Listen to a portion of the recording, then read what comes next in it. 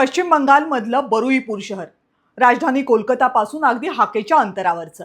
शनिवारी याच बरुईपूरमधली 11 वर्षांची एक मुलगी मैत्रिणीसाठी बर्थडे गिफ्ट आणायचं म्हणून घराच्या बाहेर पडते. पण बराच वेळ ही मुलगी घरी परत येतच नाही. मग आईबाप तिचा शोध सुरू करतात.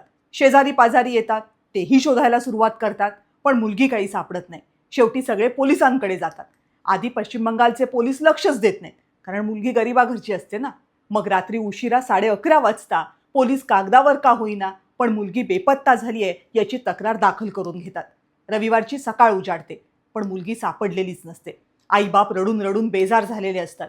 शेजारी पाजारी अख्खा परिसर पालथा घालतच असतात. एवढ्यात एक तरुण पुढे येतो. तो सांगतो की जवळच्या डबक्यामध्ये काहीतरी सापडले, काहीतरी आहे. त्यानंतर बरुईपूरमध्ये जे काही सुरू होतं त्यानं फक्त पश्चिम बंगालच नाही, अवघा देश सुन्न होतो. त्या व्यक्तीनं सांगितलेल्या डबक्याजवळ लोक गेली. डबक्यामध्ये कंबरभर पाणी होतं, त्यामध्ये शेवाळ साचलेलं, झुडपंही उगवली होती. लोक त्यात उतरली. एका पोत्यामध्ये त्यांना काहीतरी बांधलेलं सापडलं. बाहेर आणून त्यांनी पोतं उघडलं तर त्यामध्ये त्याच मुलीचा मृतदेह होता. पोलिसांनी हा मृतदेह ताब्यात घेण्या अगोदरच मुलीवर अत्याचार करून तिची हत्या झाली आहे अशी कुजबूज सुरू झाली. मग ही कुजबूज वाऱ्यासारखी पसरली आणि मग सगळ्यांच्या नजरा वळल्या त्या तरुणाकडे, ज्यानं डबक्याकडे बोट दाखवलं होतं. त्याचं नाव इंद्रजित मोंडाल. इंद्रजितला आधी लोकांनी जोरजोरात विचारायला सुरुवात केली, मग धक्काबुक्की केली आणि मग थेट मारायला सुरुवात केली. शेकडो लोकांचा तो जमाव होता. मारहाण एवढी जास्त होती की 26 वर्षांच्या इंद्रजितनं त्या मारहाणीनंतर जागेवरच जीव सोडला. पोलिसही मध्ये पडले, पण लोकांनी त्यांनाही सोडलं नाही. पोलिसांनाही मारहाण झाली, त्यांच्या गाड्या फोडल्या. पोलिसांचा तपास मात्र सुरू राहिला. 2 दिवसांनी कळलं, लोकांनी ठेचून मारलेल्या इंद्रजित मोंडालचा या घटनेशी काहीही संबंध नव्हता. इंद्रजित पूर्णपणे निर्दोष होता आणि लोकांच्या रागाचा हाकनाक बळी ठरला होता. पण इंद्रजितनं जर काहीच केलं नव्हतं तर मग त्या मुलीला कुणी मारलं होतं? आता इथं 2 केसेस झाल्या होत्या. एक होती या मुलीच्या हत्येची आणि दुसरी होती इंद्रजितच्या हत्येची. मुलगी घरातून निघाली, त्यानंतर ती जवळच्या एका कॉर्नरपर्यंत पोहोचली. तिथं CCTV होता. त्या CCTVमध्ये ही मुलगी एका व्यक्तीसोबत जाताना दिसली. या व्यक्तीचं नाव होतं प्रवेश मोंडल. त्याला ताब्यात घेतल्यावर कळलं की या मुलीचं अपहरण करणं हा एका प्लॅनचा भाग होता. या मुलीला फूस लावून आणण्याची जबाबदारी या प्रवेश मोंडलवर देण्यात आली होती. प्रवेशनं मुलीला एका सुनसान ठिकाणी नेलं. तिथं आनंदा सरदार, दिवाकर सरदार आणि कबीर मोल्ला हे त्याचे 3 साथीदार आधीच पोहोचले होते. त्यांनी मुलीवर तिथं अत्याचार केले आणि मग तिला पोत्यात बांधून पोतं त्या डबक्यामध्ये टाकलं. आता या घटनेमधली सगळ्यात अंगावर काटा आणणारी गोष्ट, मुलीच्या ॲटॉप्सी रिपोर्टमध्ये तिच्या फुफ्फुसामध्ये पाणी सापडलं.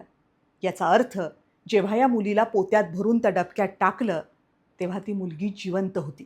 त्या नराधमांनी तिला जिवंत बुडवून मारलं होतं. आधी पोलिसांनी प्रवेश मोंडलला ताब्यात घेतलं, मग एक एक करत बाकीच्या तिघांनाही ताब्यात घेतलं. काल रात्री प्रवेश मोंडलचा एन्काउंटर झाला. तपासाचा भाग म्हणून रात्री 12:30 वाजता प्रवेश मोंडलला घेऊन पोलीस गुन्हा घडला त्या ठिकाणी आले होते. मग त्यानं पोलिसांची बंदूक हिसकावून पळून जाण्याचा प्रयत्न केला. मग पोलिसांनी त्याला गोळी घातली आणि तो मेला. टिपिकल ठरलेली स्क्रिप्ट. पण ही स्क्रिप्ट लिहीपर्यंत एका निष्पाप तरुणाचा हाकनाक जीव गेला. आता पोलीस इंद्रजितला मारणाऱ्या जमावातल्या लोकांवर गुन्हे दाखल करतायत. 21 जणांवर कारवाई सुरूही झाली आहे. या घटनेनं पश्चिम बंगालच्या आधीच तापलेल्या राजकारणाला आणखी धग दिली आहे. भाजपा मुख्य आरोपींना वाचवण्याचा प्रयत्न करते असा आरोप या प्रकरणामध्ये तृणमूल काँग्रेसनं केला. पश्चिम बंगालच्या माजी मुख्यमंत्री ममता बॅनर्जी या बरुईपूरला जाणार होत्या, पण पोलिसांनी आपल्याला घरातच नजरकैदेत ठेवल्याचा आरोप ममता बॅनर्जींनी केलाय. दुसरीकडे पश्चिम बंगालचे मुख्यमंत्री शुभेंदू अधिकारी यांनी हा हिंसाचार हा राजकीय होता, राजकीय हेतूनं प्रेरित होता असा आरोप केलाय. तृणमूलच्या कार्यकर्त्यांनी हिंसा भडकवली आणि त्यात इंद्रजित मारला गेला असं मुख्यमंत्र्यांचा आरोप आहे. पश्चिम बंगालमध्ये गाजलेल्या आरजीकर रुग्णालयातील डॉक्टर महिलेच्या खुनाचा मुद्दा हा भाजपानं 2 महिन्यांपूर्वी झालेल्या बंगालच्या निवडणुकांच्या प्रचारात अगदी जोरकसपणे वापरला होता. त्या डॉक्टर महिलेच्या आईला विधानसभेचं तिकीटही दिलं होतं. त्या निवडूनही आल्या होत्या. 4 दिवसांपूर्वी निवडून आलेल्या आमदार झालेल्या त्या मुलीच्या आईनं माध्यमांना सांगितलंय, भाजपाची सत्ता आल्यावर माझ्या मुलीला 7 दिवसात न्याय मिळेल असं मला सांगितलं होतं, पण न्याय काही मिळत नाहीये. बरुईपूरची ही सगळी घटना पश्चिम बंगालच्या पोलिसांच्या कारभारावर प्रश्नचिन्ह निर्माण करणारी आहे, पण त्याहीपेक्षा ती या देशाच्या न्यायप्रक्रियेवर सुद्धा प्रश्नचिन्ह निर्माण करते.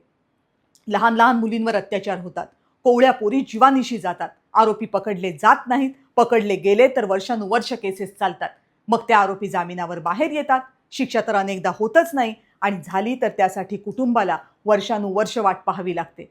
या प्रक्रियांना लोक वैतागलेल्या त्याच लोकांनी बरुईपूरमध्ये कायदा हातात घेतला. पण ते कायदा हातात घेणं किती घातक आहे ते या घटनेनं ढळढळीतपणे समोर आणलंय. पश्चिम बंगालचे मुख्यमंत्री त्या मुलीच्या आईवडिलांना भेटायला गेले. त्यावेळी त्या बापानं मुख्यमंत्र्यांकडे काय मागितलं माहितीये? आमच्या वस्तीजवळ एक पोलीस चौकी द्या. जे दुःख आज आपल्या वाट्याला आलंय ते दुसऱ्या कुणाही बापाच्या वाट्याला येऊ नये, एवढंच त्या बापानं मुख्यमंत्र्यांकडे मागितलंय.